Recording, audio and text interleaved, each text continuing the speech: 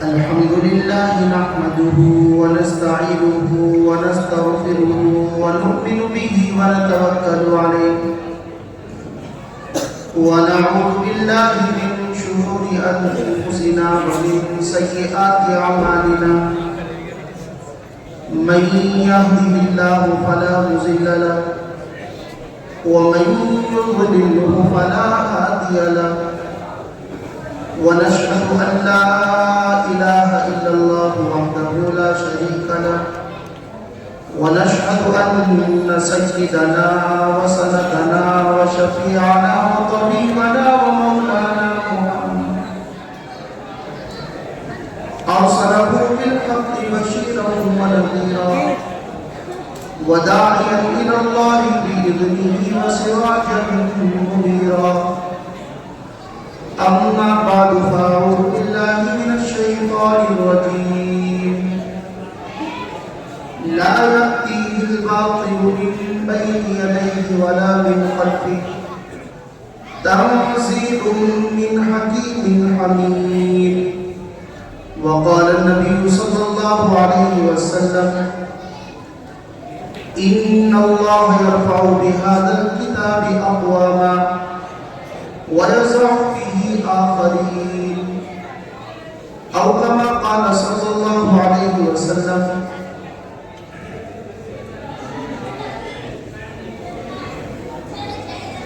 شاخوں پہ اگر پھول سہانے نہیں آتے شاخوں پہ اگر پھول سہانے نہیں آتے بھورے بھی تو خوشبو کو چرانے نہیں آتے اللہ یہ کہتا ہے کرو اپنی حفاظت بزدل کو فرشتے بھی بچانے نہیں آتے سبحان اللہ سبحان اللہ بہت عمدہ وہ قوم خودکشی کی صلیبوں پر جھوٹ جاتی ہے وہ قوم خودکشی کی صلیبوں پر جھوٹ جاتی ہے جو اپنی روایات کو بھول جاتی ہے مسلمانوں نہ گھبراؤ خدا کی شان باقی ہے مسلمانوں نہ گھبراؤ خدا کی شان باقی ہے ابھی اسلام زندہ ہے ابھی قرآن باقی ہے مسلمانوں نہ گھبراؤ خدا کی شان باقی ہے ابھی اسلام زندہ ہے ابھی قرآن باقی ہے یہ ظالم کیا سمجھتے ہیں جو اپنے دل میں ہنستے ہیں ابھی تو کربلا کا آخری میدان سبحان اللہ سبحان اللہ اسٹیج پر تشریف فرما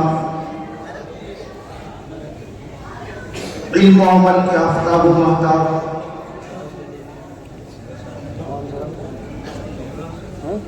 اور شعراء کی دنیا کے شہ پارے اور ماہ پارے اسٹیج پر جلوہ افروز ہے اور میرے سامنے بستی سے اور قرب و جوار کے گاؤں سے تشریف لانے والے زندہ دل مسلمان ہیں مجھے زیادہ لمبی چوڑی گفتگو آپ حضرات کے سامنے نہیں کرنی چند لمحوں میں اور منٹوں میں اپنی بات کو ختم کر دوں گا قبل اس کے کہ میں اپنی بات شروع کروں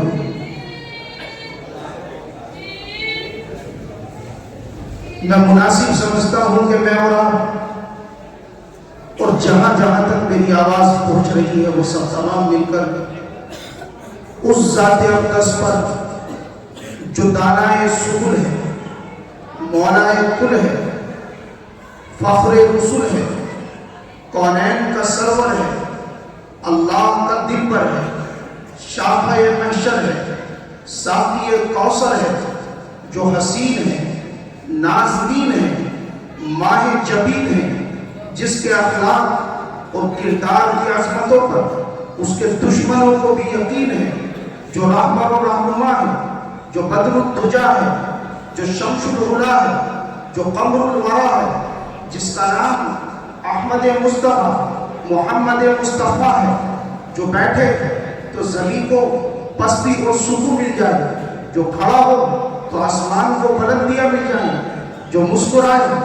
تو ستارے چمکنے لگے، جو بولے تو بلبلیں چہکنے لگے، جس کی خوشی سے جنت مچلنے لگے، جس کے غصے سے جہنم بننے لگے، جس کے ماتھے کی چمک سے صبح سویرا حاصل کرے، اور جس کی زلفوں سے رات اندھیرے کی سیاہی مانگے، اس محسن انسانیت پر بآواز بلند دل کی عطا گہرائیوں کے ساتھ عشق و محبت میں ڈوب کر نذرانے درود و سلام پیش کریں۔ اللہم صلی علی محمد وعلی آل محمد کما صلیت علی ابراہیم وعلی آل ابراہیم انک حمید مجید۔ یا رب صلی وسلم دائما ابدا علی حبیبک خیر الخلق کلہم۔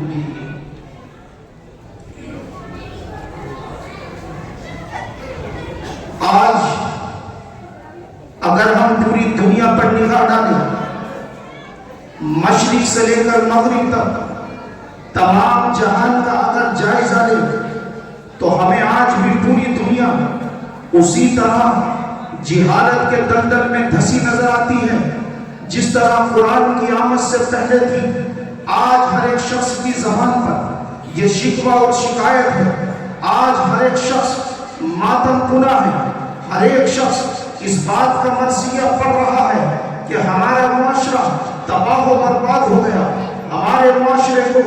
نہ جانے کس کی نظر لگی کہ وہ برائیوں کا مرکز بن گیا، فحاشی کا اڈا بن گیا۔ لیکن اس مرثیہ خوانی سے کچھ نہیں ہوگا، سینہ پیٹنے سے کچھ نہیں ہونے والا، ماتم کرنے سے اجالا نہیں ہو جانے والا۔ اگر آج بھی پوری امت مسلمہ یہ چاہتی ہے، میں اور آپ یہ چاہتے ہیں کہ ہماری تمام پریشانیوں کا حل ہو اور ہمارا بگڑا معاشرہ سدھر جائے، تو ہمیں آج بھی اس پیغام اور اعلان کو سننا ہوگا جو آج سے 1450 برس پہلے فارا کی چوٹیوں پر قرآن مقدس نے دیا تھا کہ جو قوم مجھے اپنی زبان پر سجا کر، اپنے سینے سے لگا کر دل کی دنیا میں بسا کر اٹھے گی اور میری احکامات کو اپنی زندگی میں لائے گی، میں اسے دنیا کی حکمرانی بھی عطا کروں گا اور دنیا میں زندگی گزارنے کا پاکیزہ طریقہ بھی عطا کروں گا۔ قرآن مقدس جس کی نسبت پر آپ اور ہم یہاں آئے ہیں، یہ جب اس دنیا میں نہیں آیا تھا تو روئے زمین کی کیا صورتحال تھی، وہ ذرا کچھ لمحوں میں سنی تھی۔ قرآن جب اس دنیا میں نہیں آیا تھا، مائیں اپنے بیٹوں کی غلام اور ان کی ہوس کا شکار ہو جاتی، بہنوں کی آبرو بچانے والا روئے زمین پر کوئی نظر نہیں آتا، بلکہ بہنیں خود اپنے بھائی کے ہاتھوں ان کی ہوس کا شکار ہوتی اور رسوا ہو جاتی۔ وہ کعبۃ اللہ جہاں آج ہزاروں نہیں بلکہ لاکھوں فرزندان توحید اپنی زبانوں پر لبیک اللہم لبیک لا شریک لک لبیک کا ترانہ گنگناتے ہوئے اس کا طواف کرتے ہیں اور لباس عشق و محبت میں احرام کی شکل میں اپنے جسم کو لپیٹ کر اپنے سجدوں سے جس سرزمین کو آباد کرتے ہیں۔ قرآن کی آمد سے پہلے ایک زمانہ اس دنیا میں ایسا آیا کہ جب پوری دنیا پر ابلیس کے چہروں کا قبضہ ہو چکا تھا، حتیٰ کہ اس کعبۃ اللہ پر بھی ابلیس کی ذریت کا قبضہ ہو چکا تھا اور وہاں بھی 360 بتوں کو رکھ دیا گیا تھا جن کی صبح و شام پوجا کی جاتی، جن کے سامنے سر نیاز خم کیا جاتا، اور اس کعبۃ اللہ کے اندر جو ہمارے دلوں کی دھڑکن ہے، جو مسلمانوں کو اپنی جان لہو کے قطروں سے زیادہ عزیز ہے، اس کا طواف مرد و عورت برہنہ ہو کر ننگے بدن ہو کر کیا کرتے تھے۔ ساری دنیا پر جنگل راج قائم تھا اور وہ اس عمل کو عبادت تصور کیا کرتے تھے۔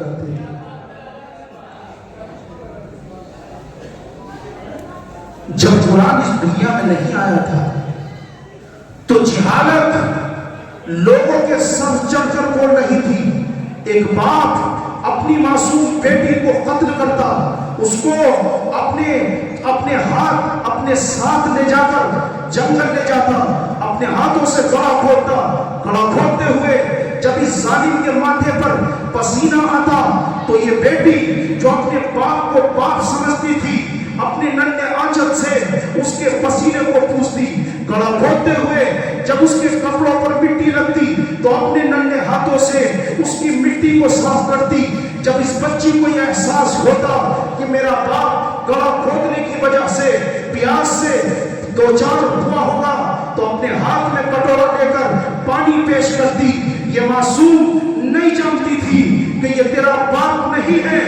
یہ شیر سے بڑھ کر درندہ ہے، یہ سانپ سے زیادہ زہریلا ہے، یہ گڑھا کسی اور کے لیے نہیں تیرے لیے کھد رہا ہے۔ چند لمحوں کے بعد تیرے سینے پر اس ظالم کا پیر ہوگا اور تو مرمر مٹی کے نیچے دفن کر دی جائے گی۔ یہی ہوتا جب گڑھا کھود کر تیار ہو جاتا تو یہ ظالم باپ اپنی اس بچی کو اس گڑھے میں گرا دیتا اور مٹی ڈالنا شروع کر دیتا۔ کچھ دیر تک تو وہ بچی اس کو کھیل سمجھتی، یہ مٹی ڈالتا اور وہ مٹی کو اٹھا کر اپنے سر کے اوپر ڈال دیتی، لیکن جب یہ ظالم باپ ظلم کی تمام حدوں کو پار کرتے ہوئے اور سفاکیت کی تمام سیماؤں کو لانتے ہوئے اپنا زور آور پیر اس معصوم کی پسلیوں پر رکھتا اور مٹی ڈالنا شروع کرتا اور اس بچی کا دم گھٹتا، اس کی سانسیں اکھڑتی، اس کی آنکھیں پھٹ جاتی، اپنے ہاتھوں کو چھوڑ کر وہ یا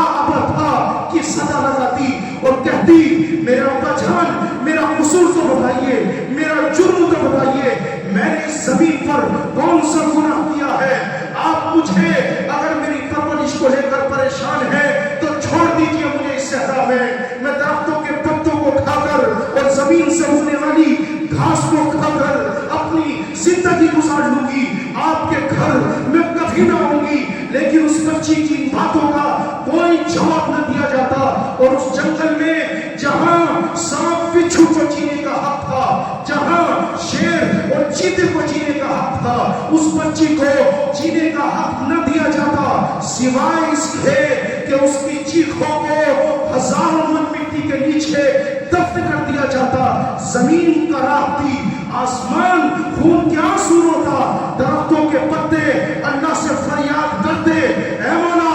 زمین کے اوپر کوئی سماج سدھارت بھیج دے، لیکن کیا تھا؟ کون اس بچی کی آواز کو سنتا؟ کون اس کی صدا پر لبیک کہتا؟ کیونکہ قیصر جو روم کا بادشاہ تھا وہ شراب کے جام پینے میں اور عورتوں کی زلفوں سے کھیلنے میں مست تھا، تو وہیں ایران کا کسرا اپنی فوجوں کو لڑانے میں اور ملک ہتھیانے میں لگا ہوا تھا۔ ایسے میں جب یہ پوری روئے زمین مظلوموں کی چیخوں سے، بے بسوں کی آہوں سے اور معصوم بچیوں کی چیخوں سے بھر چکی تھی اور دنیا میں کوئی ان کو انصاف دلانے والا نہ تھا،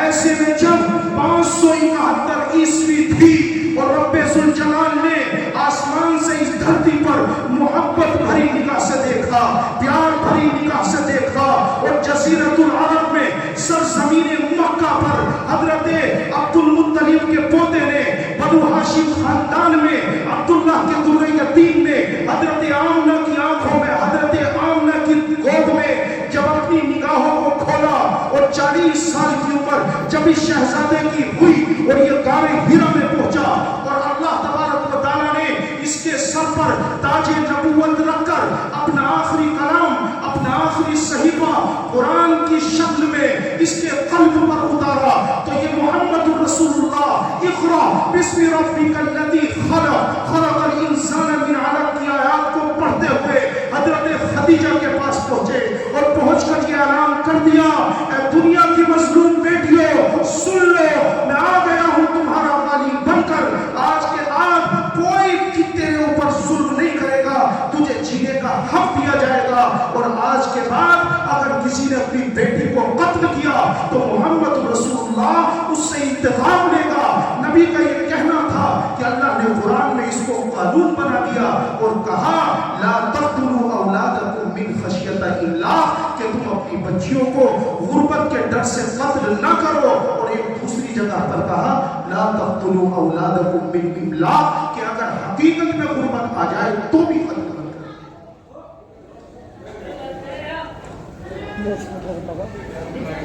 اور ساتھ ہی ساتھ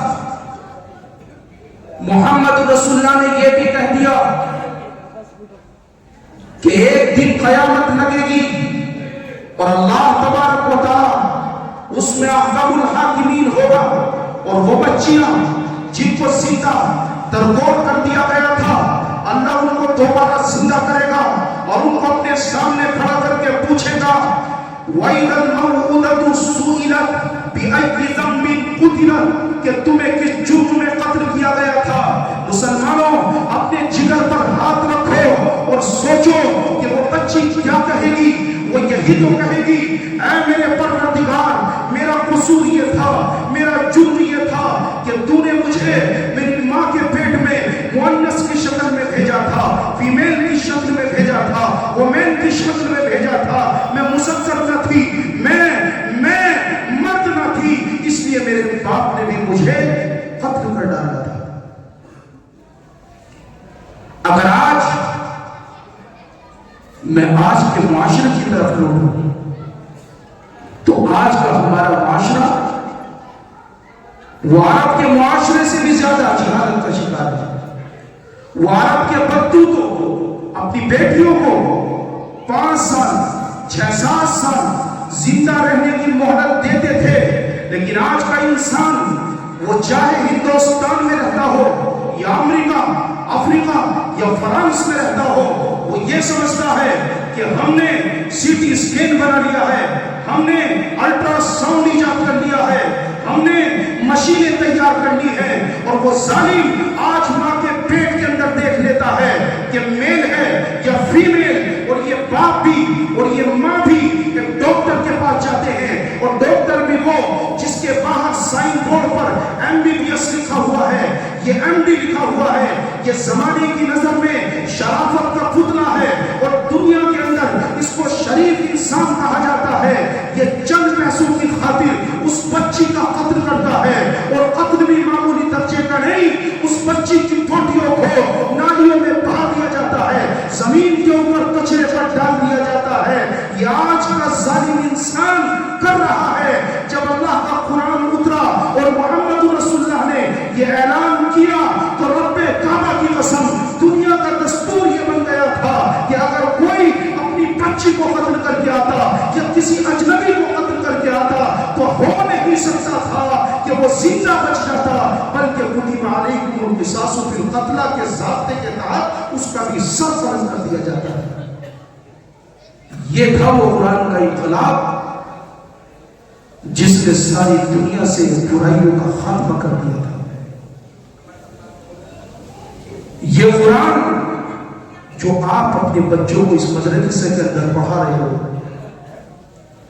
یہ قرآن جب اس دنیا میں نہیں آیا تھا تو عرب کا ماحول یہ تھا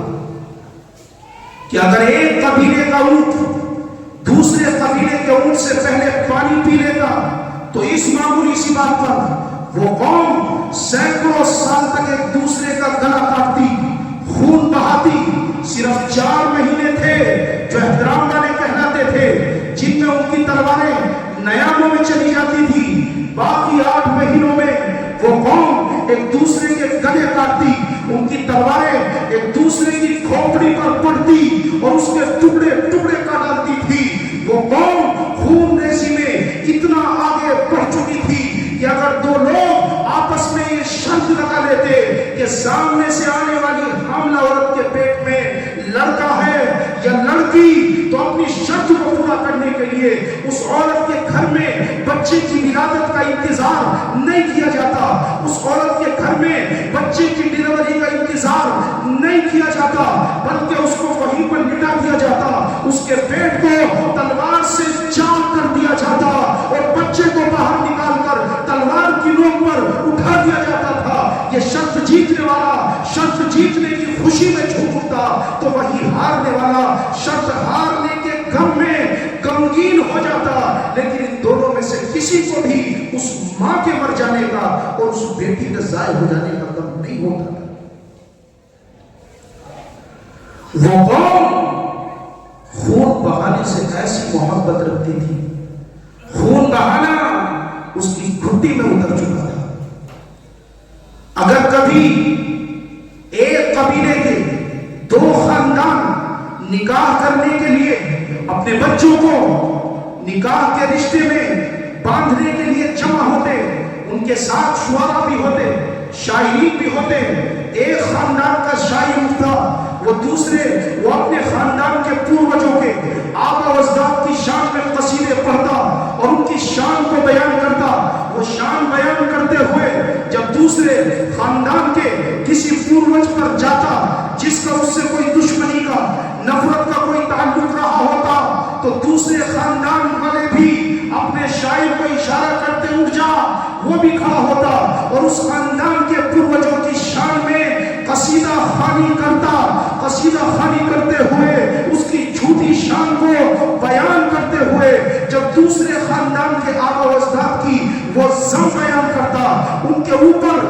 اوپر الزام تراشی کرتا، تو دیکھتے ہی دیکھتے وہ مجمع جو آپس میں بھائی چارگی کے لیے، جو آپس میں ایک دوسرے کا ہمدرد اور غمخوار بننے کے لیے اکٹھا ہوا تھا، جس کے ارادے یہ تھے کہ ہم آپس میں ایک دوسرے کے رشتہ دار بن کر پوری زندگی کا ساتھ دیں گے، وہ منظر تو بعد میں آتا، وہ منظر اس مجلس کا ایسا بدلتا کہ قریب اس کے کہ وہ آپس میں ایک دوسرے کے رشتہ دار بنتے، ان کی تلواریں باہر آ جاتی، نیزے باہر آ جاتے، اور اس سے پہلے کہ وہ ایک دوسرے کے رشتہ دار بنتے، ایک دوسرے کا گلا کاٹ کر اس کے خون سے اپنے ہاتھوں کو رنگین کر لیتے۔ اتنی خون ریزی اس قوم میں تھی جس قوم کے اوپر قرآن کریم کا نزول ہے۔ لیکن جب قرآن آیا اور قرآن نے آ کر یہ کہا وَلَقَدْ كَرَّمْنَا بَنِي آدم کہ اولاد آدم تمام انسان احترام کے قابل ہیں، اس کی جان بھی، اس کا مال بھی احترام کے قابل ہے، اور ساتھ ہی ساتھ یہ کہا من قتل نفسا بغیر نفس او فساد فی الارض فکأنما قتل الناس جميعا کہ جس نے بغیر کسی وجہ کے کسی جان کو قتل کیا، نہ اس نے زمین میں فساد مچایا تھا، نہ اس پر کوئی حق بنتا تھا، تو اس نے یہ ایسا جرم عظیم کیا کہ گویا اس نے پوری انسانیت کو قتل کر دیا ہو۔ ومن احیاها فکأنما احیا الناس جميعا اور جس نے ایک جان کو بچایا تو گویا ایسا ہے کہ اس نے پوری مانوتا کو، پوری انسانیت کو بچا لیا ہو۔ جب قرآن کا یہ آیت اور قرآن کی اس آیت کا یہ نغمہ عرب کے ان بدوؤں کے، ان خون ریزی کرنے والوں کے کان سے ٹکرا کر ان کے دل کی دنیا پہ دستک دیتا ہے تو ان کی زندگی ایسی بدلتی ہے کہ وہ قوم جو ایک دوسرے کا گلا کاٹ رہی تھی، جو قوم ایک دوسرے کے خون سے اپنے ہاتھوں کو رنگ رہی تھی، وہ ایسی مہذب قوم بنی اور ایسی انسان بنے کہ اللہ نے ان کو انسانیت کی معراج پر پہنچا دیا۔ اور پھر ان کو کسی کو تکلیف دینا تو بہت دور کی بات، تلوار اٹھانا، خنجر اٹھانا تو دور کی بات، پھر انہیں یہ بھی برداشت نہیں ہوتا تھا کہ ہمارے پیروں کی تکلیف بھی کسی کو پہنچے۔ حضرت ابو بکر صدیق رضی اللہ تعالیٰ نے، آپ کا دور خلافت ہے، آپ نے حضرات صحابہ کو بلایا اور حضرات صحابہ کو بلا کر یہ کہا کہ ہمارے شہر مدینے میں، ہمارے شہر میں جتنی بھی بے آسا خاتون ہیں، جتنی بھی بوڑھی امائیں ہیں اور جتنی بھی ایسی کمزور خواتین ہیں جن کے گھر میں کوئی کام کرنے والا نہیں ہے، آج سے ہم صحابہ محمد رسول اللہ کے دیوانے، قرآن کے مستانے اور قرآن کو پڑھنے والے ان کی خدمت کیا کریں گے۔ تو ایک بوڑھی اماں کا نام لکھا اور اس کے سامنے حضرت عبد الرحمن ابن عوف کا نام لکھ دیا، پھر بوڑھی اماں کا نام لکھا، اس کے سامنے حضرت عثمان کا نام لکھ دیا، ایک بوڑھی اماں کا نام لکھا، سامنے نام علی کا لکھ دیا۔ اس طرح ایک فہرست تیار ہوئی اور مشورے کے مطابق اس کے اوپر عمل کرنا بھی شروع کر دیا۔ ایک دن وہ آیا، خطاب کا بیٹا عمر رضی اللہ تعالیٰ حضرت ابو بکر سے ملاقات کے لیے تشریف لائے۔ حضرت ابو بکر تو نہ ملے، لیکن وہ لسٹ، وہ فہرست جس میں بوڑھی اماؤں کے نام ہیں، ان کے سامنے ان کے خدمت کرنے والوں کے نام لگی، اس لسٹ کو دیکھا تو ایک بوڑھی اماں کا نام ایسا لکھا ہوا ہے کہ اس کے سامنے کسی خادم کا نام لکھا ہوا نہیں۔ عمر ابن خطاب رضی اللہ تعالیٰ کے دل میں یہ بات ہے کہ کیوں نہ اس بوڑھی اماں کی خدمت میں کروں۔ فہرست سے اس کا نام نوٹ کیا، ایڈریس نوٹ کیا، اور اگلے دن نماز فجر پڑھی اور اس بوڑھی اماں کے دروازے پر جا کر دروازہ کھٹکھٹا دیا۔ اندر سے آواز آئی، من دق الباب، کون دروازے پر ہے؟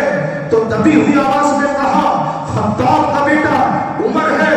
مائی تیری خدمت کے لیے آیا ہے، تیرے گھر میں جھاڑو لگانی ہو تو بتا دو، تمہارے برتنوں کو پانی سے بھرنا ہو تو بتا دو، گھر کی صفائی کرانی ہو تو بتا دو۔ اندر سے آواز آئی، بیٹا او میرے بچے، ایک آدمی آیا تھا، میری خدمت کر کے وہ جا چکا ہے، میرے برتنوں کو پانی سے بھر چکا ہے، میرے گھر کی صفائی کر چکا ہے، گھر میں جھاڑو لگا چکا ہے۔ حضرت عمر نے پوچھا کہ مائی وہ کون تھا؟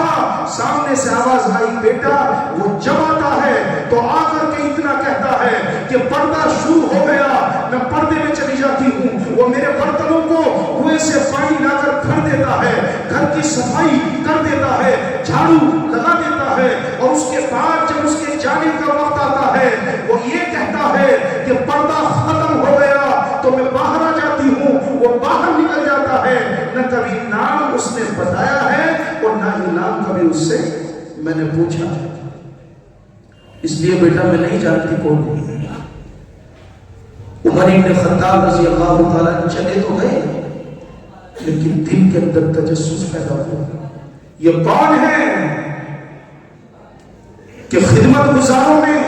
عبد الرحمن کا بھی نام، علی کا بھی نام، عثمان کا بھی نام، یہ کون ہے؟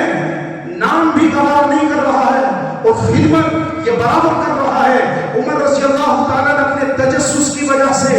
اگلے دن نماز تہجد پڑھی اور بوڑھی اماں کے گھر پر جا کر دستک دے دی، دروازہ کھٹکھٹایا، اندر سے آواز حسب معمول آئی، کون؟ بتایا خطاب کا بیٹا عمر آپ کی خدمت کے لیے آیا ہے۔ اندر سے پھر وہی آواز آئی، بیٹا ایک شخص آیا تھا، میری خدمت کر کے جا چکا ہے۔ عمر رضی اللہ تعالیٰ کا تجسس اور بڑھ گیا اور اگلے دن یعنی تیسرے دن نماز عشاء پڑھی اور اپنے گھر نہ گئے بلکہ بوڑھی اماں کے برابر میں وہیں چھپ کر کے بیٹھ گئے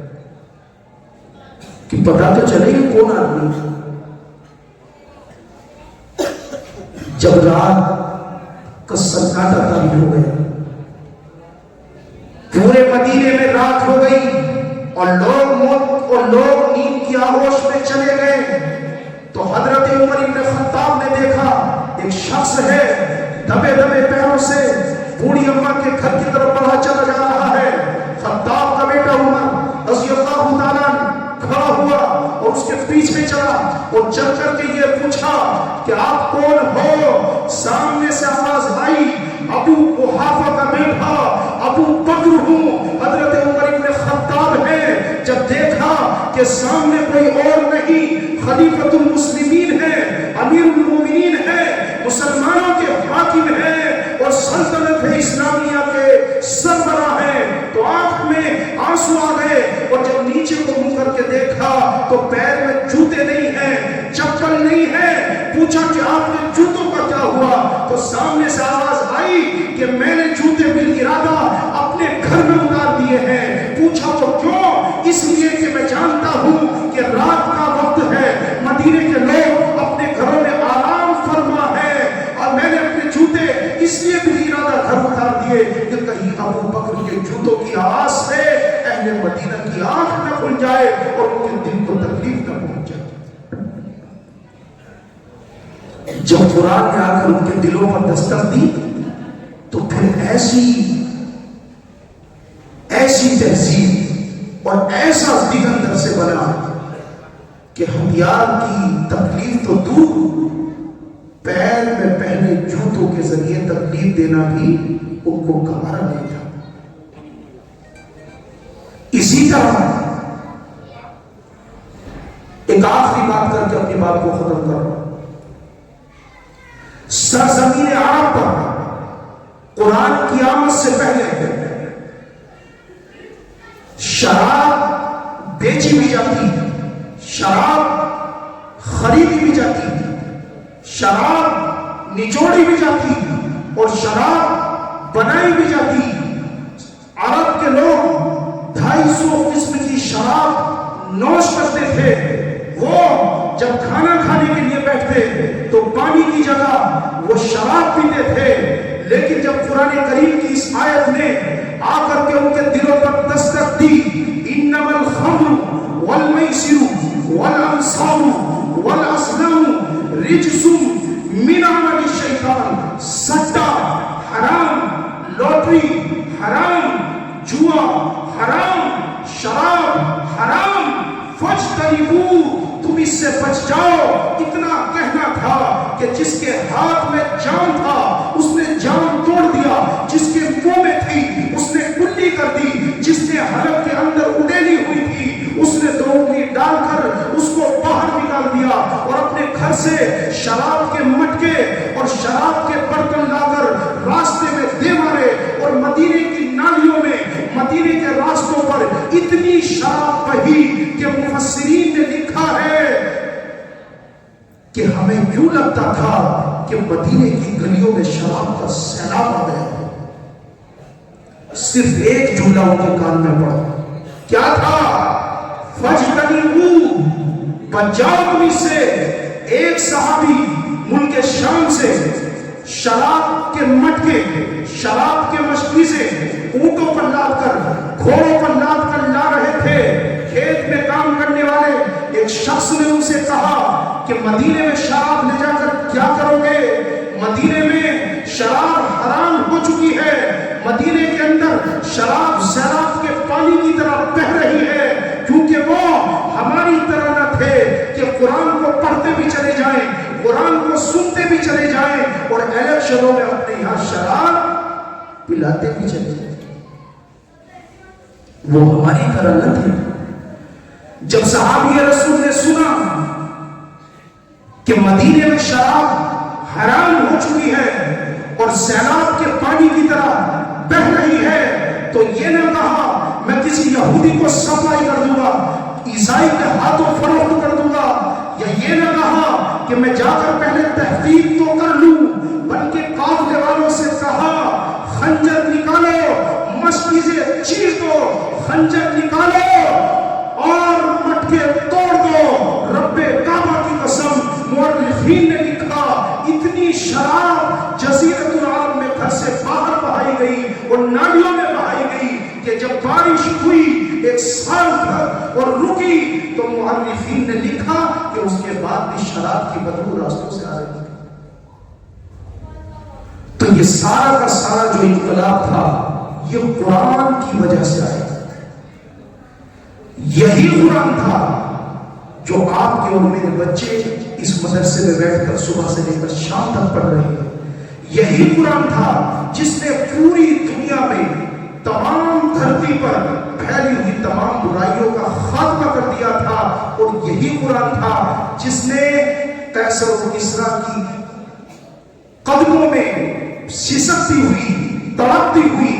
پوری انسانیت کو صرف آزادی کے خواب نہیں دکھائے تھے، بلکہ حقیقت کو ان کو آزادی عطا بھی کی تھی۔ ہم سب چاہتے ہیں، ہم سب چاہتے ہیں کہ ہمارا معاشرہ پھر سے ویسا ہی ہو جائے، ہمارا معاشرہ پھر سے ویسا ہی صاف ستھرا ہو جائے۔ اسی لیے کہا جاتا ہے پلٹ جا جانب منزل، پلٹ جا، دنیا آگے کو بڑھ رہی ہے، تو 1450 سال پیچھے پہنچ جا۔ اگر ہمیں اپنے معاشرے کو سدھارنا ہے تو ہمیں اب سے 1450 سال پہلے جانا ہوگا۔ جیسے انہوں نے قرآن کو اپنی زبانوں پر سجایا، اپنے سینے سے لگایا، دل کی دنیا میں بسایا، ہمیں بھی اسی طرح قرآن کو پڑھ کر اپنے سینے سے لگا کر دل کی دنیا میں بسا کر اور عملی طور پر اپنی زندگی میں اس کو لاگو کر کے اپنی زندگی کو گزارنی ہے۔ پھر دیکھیے ہمارا یہ پورا معاشرہ حضرات صحابہ کے دور کی طرح کس طرح صاف ستھرا ہو گیا۔ اللہ سے دعا کیجئے کہ اللہ تعالیٰ ہم سب کو قرآن کریم پڑھنے کی بھی قرآن کریم اپنے بچوں کو پڑھانے کی بھی اور پڑھنے پڑھانے والے جگہوں سے اور پڑھنے